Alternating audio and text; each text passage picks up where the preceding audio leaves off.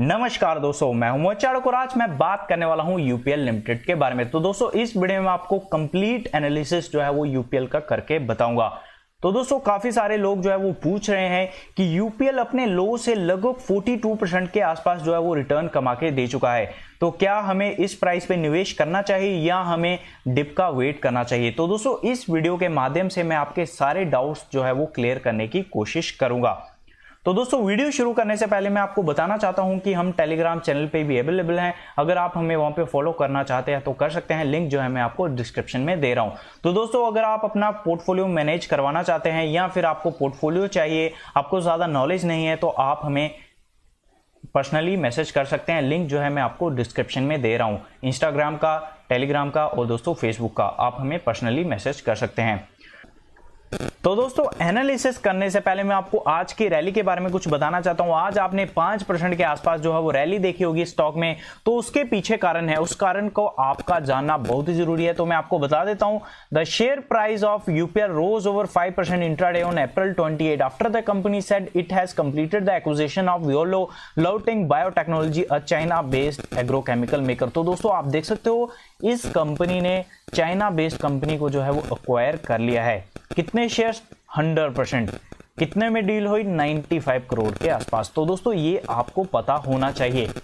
तो अभी बात करते हैं कंपनी के बारे में। तो दोस्तों आपको पता होगा यूपीएल का बिजनेस क्या है, तो मैं आपको बताना चाहता हूं डिटेल में। तो आप देख सकते हो UPL limited, formerly united phosphorus limited, is an Indian multinational company that manufactures and markets agrochemical, industrial chemicals, chemical ingredients and speciality chemicals and also offers crop protection solution. The company engages in both agro and non agro activities.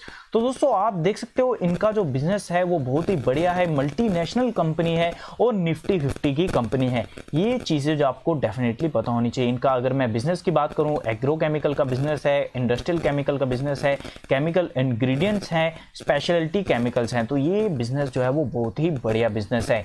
तो अगर मैं बात करूं इनकी स्थापना कब हुई थी, तो आप देख सकते हो United phosphorus Limited was established on 29 May 1969। The company change its name to UPL Limited in October 2013। तो दोस्तों इनका नाम जो पहले था वो यूनाइटेड फॉस्फोरस लिमिटेड था और अभी इन्होंने चेंज कर दिया था 2013 में और रख दिया यूपीएल लिमिटेड। तो दोस्तों अभी बात करते हैं मेन मुद्दे की कि कंपनी के फंडामेंटल्स सही हैं या फिर नहीं। तो दोस्तों आप देख सकते हो मार्केट कैप की अगर मैं बात करूं तो ये है 26,692 करोड़। अगर मैं बात करूं इसके करंट मार्केट प्राइस की तो ये चल रहा है 349.35। तो यहीं पे सवाल पैदा होते हैं। काफी सारे लोगों को पता है कि यूपीएल एक अच्छी कंपनी है, तो दोस्तों उनको ये डाउट आता है कि क्या इस प्राइस पे निवेश करना चाहिए कि नहीं। तो दोस्तों यहाँ पे मैं यही डाउट आपका क्लियर करने वाला हूँ।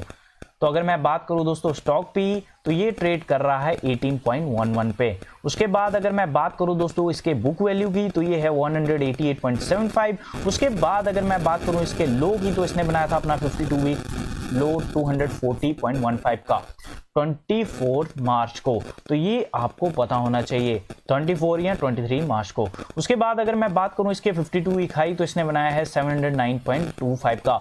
उसके बाद अगर मैं बात करूं दोस्तों डिविडेंड डील की, तो ये है 1.53% जो ठीक ठाक है। उसके बाद अगर मैं बात करूं ROCE यानी कि रिटर्न ऑन कैपिटल एम्प्लॉयड, तो ये आप देख सकते हो ये है 10.36%। उसके बाद अगर मैं बात करूं ROE यानी कि रिटर्न ऑन इक्विटी, तो ये है 14.87%। उसके बाद अगर मैं बात करूं दोस्तों फेस वैल्यू, तो ये है 2। उसके बाद अभी बात करते हैं इसके फाइनेंशियल्स की कि कंपनी की सेल्स बढ़ रही हैं कि नहीं, क्या कंपनी का प्रॉफिट बढ़ रहा है कि नहीं, वो देखना हमेशा बहुत जरूरी रहता है। तो वहां पे यहाँ पे हम वही देखेंगे। तो सेल्स की अगर मैं बात करूं तो ये मार्च 18 में आप देख सकते हो 17,378 करोड़ है और मार्च 19 में ये बढ़ के हो गए 21,837 करोड़। तो दोस्तों यहाँ पे मैं आपको मार्च 20 का नहीं दिखा सकता क्योंकि अभी तक इसके क्वार्टरली नतीजे नहीं आए हैं, तो इसलिए मैं आपको टीटीएम का दिखा रहा हूँ यानी कि ट्रेलिंग 12 मंथ्स का। तो यहाँ पे आप देख सकते हो 33,140 करोड़ है। तो सेल्स में आप डिफरेंस देख सकते हो, डेफिनेटली सेल्स जो है वो अच्छी खासी बढ़ रही है, बहुत बढ़िया तरीके से बढ़ रही है। उसके बाद अगर मैं बात करूं दोस्तों ऑपरेटिंग प्रॉफिट, तो ये आप देख सकते हो 3,417 करोड़ है मार्च 18 में। उसके बाद अगर मैं बात करूं दोस्तों मार्च 19 में, तो ये आप देख सकते हो 3,801 करोड़ है। और उसके बाद अगर मैं बात करूं दोस्तों TTM की, तो ये आप देख सकते हो 6080 करोड़ है। उसके बाद अगर मैं बात करूं इनके नेट प्रॉफिट की, तो ये आप देख सकते हो मार्च 18 में था 2022 करोड़। उसके बाद अगर मैं बात करूं मार्च 19 में, तो ये कम होके हो गया 1447 करोड़, और भी ये रह गया है मात्र 1251 करोड़। तो दोस्तों ये आप देख सकते हो इनका जो नेट प्रॉफिट है उसमें डेफिनेटली आपको कमी देखने को मिल रही है, बट जो इनकी सेल्स है वो बढ़ती हुई दिख रही हैं। तो अगर मैं बात करूं दोस्तों पिछले कुछ क्वार्टर की, तो उन्होंने इस कंपनी ने जो है वो वन टाइम लॉस भी दिखाया था, उस कारण से डेफिनेटली ये आपको नेट प्रॉफिट जो दिख रहा है वो कम होता हुआ दिख रहा है। बट ऑल ओवर इस कंपनी में ज़्यादा कुछ प्रॉब्लम नहीं है। यहाँ पे मैं आपको कुछ दिक्कतों की बात भी बताऊंगा, वो मैं आपको डेफिनेटली बताऊंगा, आपके जो डाउट्स हैं उनको क्लियर करने की पूरी कोशिश करूंगा। तो दोस्तों अभी हम बात करते हैं शेयर होल्डिंग पैटर्न की, वो देखना बहुत ही जरूरी है। और ये शेयर होल्डिंग पैटर्न जो है वो लेटेस्ट है, आपको शायद ही किसी वेबसाइट पे मिले। हाँ, अगर आप BSE की वेबसाइट पे जाएंगे तो शायद आपको मिल जाए, वरना अगर आप किसी प्राइवेट वेबसाइट पे जाते हैं, ये जैसे मनी कंट्रोल हो गया, इकोनॉमिक टाइम्स हो गया, शायद आपको वहां पे ना मिले। तो मैं आपको जो है वो मार्च का जो है वो लेटेस्ट शेयर होल्डिंग पैटर्न दिखा रहा हूं। तो अगर मैं बात करूं प्रोमोटर्स की, तो प्रोमोटर्स के पास 27.89% की होल्डिंग है। अगर मैं बात करूं FIIs की, तो दोस्तों ये आप देख सकते हो 41.9% की होल्डिंग रखते हैं। शानदार होल्डिंग है। जब भी आप इन्वेस्ट करते होंगे तो आप डेफिनेटली जो है वो दोस्तों जाते होंगे और इनका पैटर्न जो है वो देखते होंगे कि FIIs ने कम बाइंग की है कि ज्यादा की है, वो बेच रहे हैं कि अपनी बाइंग कर रहे हैं स्टॉक में। आप डेफिनेटली देखते हैं कि कितना परसेंट FIIs बाय कर रहे हैं या फिर उनका होल्डिंग कितना ज्यादा है इस कंपनी में। तो यहां पे इनकी होल्डिंग जो है वो बहुत ही शानदार है। उसके बाद अगर मैं बात करूं दोस्तों जनरल पब्लिक की, तो उनके पास है 6.2%। इसमें 2 लाख और 2 लाख से ज्यादा पैसे हैं जिनके पास, जहां जिनका पोर्टफोलियो 2 लाख या 2 लाख से ज्यादा है, उनका जो होल्डिंग है वो है दोस्तों 6.2%। उसके बाद अगर मैं बात करूं दोस्तों फाइनेंशियल इंस्टीट्यूशंस की, तो इनके पास जो होल्डिंग है वो है दोस्तों 6.26%। उसके बाद अगर मैं बात करूं दोस्तों म्यूचुअल फंड की, तो उनके पास है 4.11%। उसके बाद अगर मैं बात करूं अदर्स की, तो ये है 13.11%। उसके बाद अभी मैं बताना चाहूंगा कि होल्डिंग जो है वो कम की गई है या बढ़ाई गई है, तो वो देखना आपके लिए बहुत ही ज़रूरी रहेगा। अगर मैं बात करूं दोस्तों FIIs की, तो ये जो होल्डिंग है दोस्तों पहले थी 46.65% मार्च 19 में, तो अभी ये कम होके हो गई है 41.9%। आप अच्छे तरीके से जानते हो कि जैसे ही मार्केट गिरना शुरू हुआ तो जो FIIs थे उन्होंने अपनी सेलिंग जो है वो दबा के की, प्रेशर जो है वो इतना ज़्यादा कर दिया कि मार्केट जो है वो अपना लो लगाने शुरू हो गया। हर तीसरे दिन जो है वो मार्केट या रोज जो है वो मार्केट लो लगाना शुरू कर दिया। बट होल्डिंग अभी भी अच्छी खासी पड़ी हुई है FIIs के बाद। उसके बाद अगर मैं बात करूं म्यूचुअल फंड की, तो 8.22% की होल्डिंग थी इनके पास मार्च 19 में, तो अभी ये कम होके आप देख सकते हो गई है मात्र 4.11%। तो ये आप देख सकते हो। उसी तरह अगर मैं बात करूं दोस्तों जनरल पब्लिक की, तो पहले भी ये कांस्टेंट थी, तो अभी भी ये कांस्टेंट ही है। उसके बाद अगर मैं बात करूं दोस्तों फाइनेंशियल इंस्टीट्यूशन की, तो ये भी लगभग कांस्टेंट ही है। तो शेयर होल्डिंग पैटर्न जो है वो काफ़ी बढ़िया है, बहुत ही बढ़िया है। ये आपको मैं बता दूं बहुत बढ़िया इनका शेयर होल्डिंग पैटर्न है। तो ये डाटा जो है वो मैंने खुद निकाला है BSE की वेबसाइट से, आप भी जो है वो चेक कर सकते हैं। आपको वहाँ पे पूरा मिल जाएगा कि कौन कौन से कंपनी ने खरीदा हुआ है, कौन कौन से फंड ने खरीदा हुआ है। आपको पूरा पता चल जाएगा कि कौन सी जो ब्रोकरेज हाउसेज हैं उन्होंने अपना पैसा इसमें लगाया हुआ है। तो ये आपको अगर डिटेल में चाहिए तो लिंक जो है मैं आपको डिस्क्रिप्शन में दे देता हूँ उस चीज़ का, आप जो है इनका पूरा डिटेल में देख लीजिएगा।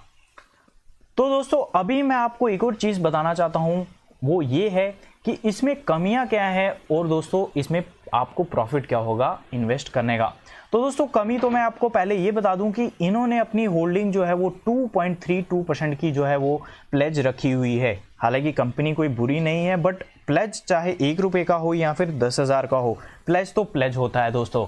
हालांकि आप कंपैरिजन कर सकते हो कि ये ज़्यादा है और कम है और ये आने वाले समय में इसको छुड़ा लेंगे या फिर दोस्तों ये कंपनी का एक टेम्परेरी इशू है, वो अलग बात है। डेफिनेटली ये चिंता का विषय ज़रूर है, बट इतना ज़्यादा नहीं है, मैं आपको ये बता देता हूँ और आपको क्लियर कर देता हूँ। प्लेज जो है वो ज़्यादा नहीं किए गए। अगर आप दूसरी कंपनियों देखोगे तो आपको जो है वो प्लेज जो है ज़्यादा दिखेगा, बट यहाँ पे 2.32% का ही जो है वो प्लेज रखा गया है कंपनी के द्वारा, जो ज़्यादा नहीं है, ये ठीक है। उसके बाद अभी मैं बात करता हूं कि कंपनी में आपको इन्वेस्ट करने का फायदा क्या होगा। तो दोस्तों मैं आपको बताना चाहता हूं जिस सेक्टर से ये बिलोंग करती है दोस्तों वो बहुत ही बढ़िया सेक्टर है।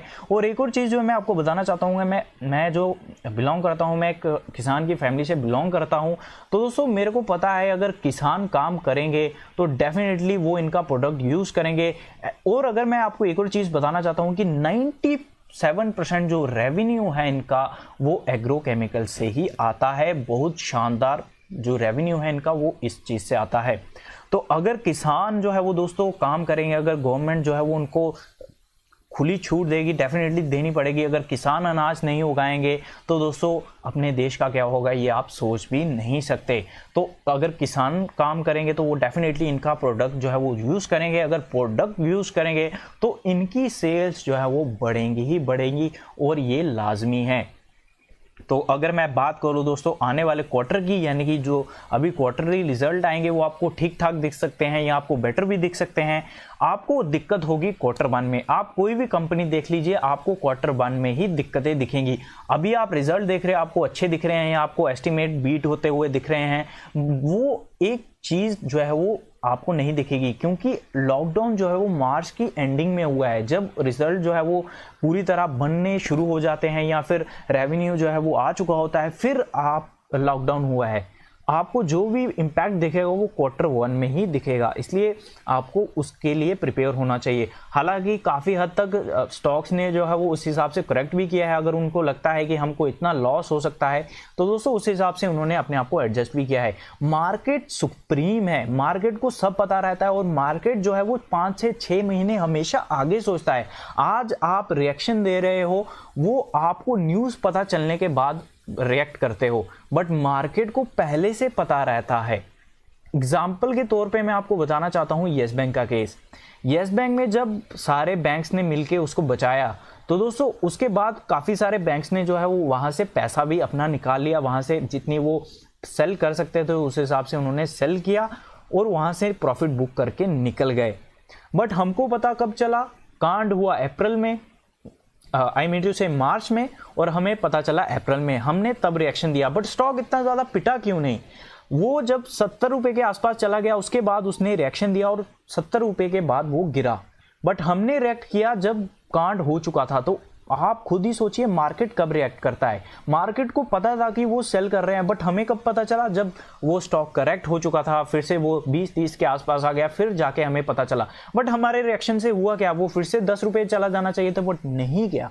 इस चीज़ को आपको डेफिनेटली ध्यान में रखना चाहिए कि मार्केट हमेशा आगे सोचता है और वो आगे ही सोचेगा। अगर मार्केट आज बढ़ रहा है तो उसके कारण है, मार्केट हमेशा आगे सोचता है, आगे उसको कुछ दिख रहा है तभी वो इस तरह से बढ़ रहा है। तो इन बातों को आपको डेफिनेटली ध्यान रखना चाहिए। तो अभी मैं इसका ट्रेड देखना चाहूँगा। ट्रेड देखने के बाद आज कैसी ट्रेडिंग हुई है आप जानते हो। आज 5% का जो है वो आई मीन टू से एक्विजिशन किया गया है चाइनीज़ कंपनी का, तो इसलिए ट्रेड देखना बहुत ही ज़रूरी है। क्या ट्रेड जो है वो न्यूज़ के बेस पे उठाया गया है या फिर दोस्तों और किसी बेस पे? तो चलिए देखते हैं। तो दोस्तों मैं एनएसई की वेबसाइट पे आ चुका हूं। तो प्रीवियस क्लोज आप देख सकते हो 349.35 है, ओपनिंग होती है 361.95 पे, हाई बनाता है दोस्तों 369.95 का। अगर मैं बात करूं इसके लो की तो ये बनाता है 357.05 का। उसके बाद अगर मैं बात करूं एडजस्टेड क्लोजिंग तो इसको मिलती है 360.50 पे। ट्रेडेड वॉल्यूम की अगर मैं बात करूं तो 78,05,874 शेयर्स जो है वो ट्रेड होते हैं। उसके बाद अगर मैं बात करूं दोस्तों percentage of deliverable quantity to traded quantity तो 24.89% की डिलीवरी जो है उठाई जाती है। आप 25% जो है वो बोल सकते हैं। अगर मैं बात करूं डिलीवरेबल क्वांटिटी की तो 19,42,681 शेयर्स जो है वो डिलीवरी पे उठाए गए हैं। डिलीवरी जो है वो ठीक ठाक उठाई गई है। और अभी सवाल आता है कि जो मैंने स्टार्टिंग में बात की थी कि इस प्राइस पे निवेश करना चाहिए कि नहीं करना चाहिए। दोस्तों डेफिनेटली आपको इस प्राइस पे निवेश करना चाहिए। ये प्राइस कोई बुरा प्राइस नहीं है। हाँ, आप ये डेफिनेटली देख रहे होंगे कि 40% के आसपास ये स्टॉक जो है वो रिटर्न अभी तक कमा के दे चुका है। तो दोस्तों आपको करना क्या है? आपको स्लोली इन्वेस्ट करना है। अगर आप 10,000 रुपया इन्वेस्ट कर सकते हैं इस स्टॉक में तो आप जो है वो कभी 1,000 रुपया लगाइए, कभी 1,500, कभी 2,000। डेफिनेटली गिरावट जो है वो इस मार्केट में आ सकती है क्योंकि मार्केट जो है वो अनप्रेडिक्टेबल है। अगर कोई कर सकता है तो वेल डन, मेरे मैं इसको प्रेडिक्ट नहीं कर सकता। हाँ, कुछ रेंज पे मैं डेफिनेटली बता सकता हूँ कि इस तरह होगा। मैं डेफिनेटली जो है वो बुलिश फेवर में हूँ कि मेरे को लगता है आने वाले समय में हम जो है वो अच्छे ट्रेंड में रहेंगे। बट ये बताना कि मार्केट यहाँ से नहीं गिरेगा तो ये बेवकूफ़ी होगी, यहाँ से बढ़ ही जाएगा, ये बेवकूफ़ी हो जाएगी।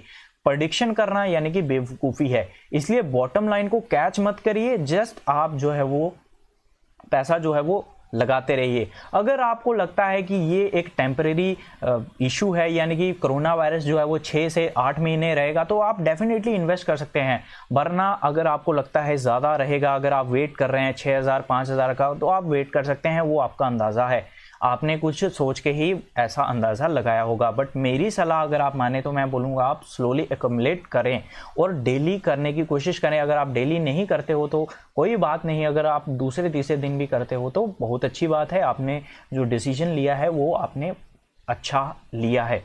तो दोस्तों एक और चीज़ जो है मैं बताना चाहता हूँ आपको कि कंपनी जो है वो बहुत बढ़िया है, आने वाले समय में बहुत बढ़िया परफॉर्म करेगी। हिस्ट्री इसकी अच्छी रही है तो आने वाले समय में भी आपको अच्छा रिटर्न कमा के देगी। और किसान जो है वो जिस तरह अभी काम कर रहे हैं, उनको गवर्नमेंट के द्वारा छूट दी गई है, तो डेफिनेटली इनका प्रोडक्ट यूज होगा, इनकी सेल्स जो है वो डेफिनेटली रिकवरी दिखाएंगी। तो वीडियो अच्छी लगे लाइक और सब्सक्राइब जरूर करें।